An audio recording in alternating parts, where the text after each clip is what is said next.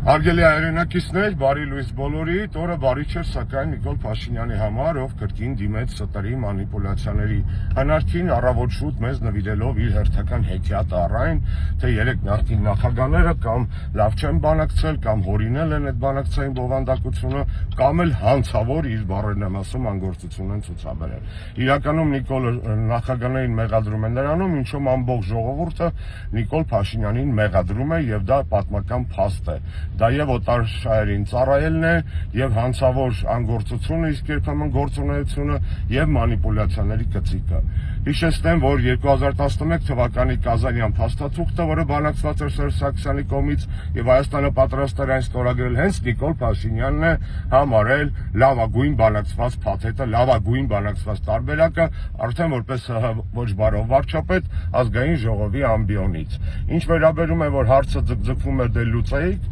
ապա օրինակ բերեմ ձեզ, Իսրայելի այսօրվա վարչապետը կարա ասի 80 տարի հարցը չեք լուծել Պաղեստինի, ես հանձնվում եմ, կամ Կիպրոսի ժողովուրդը կարա ասի, որ 52 տարի է այդ հարցը չի լուծվել, մենք հանձնվում ենք։ Նախագահները լուծում էին այդ հարցը, ուժեղացնելով բանակը եւ Հայաստանի դիրքերը ամրացնելով բանակցային սեղանին, այն ինչ քանդեց հետո Նիկոլ Փաշինյանը։ Չխաբվեք Նիկոլի ստերին, լավ շաբաթ բոլորիս։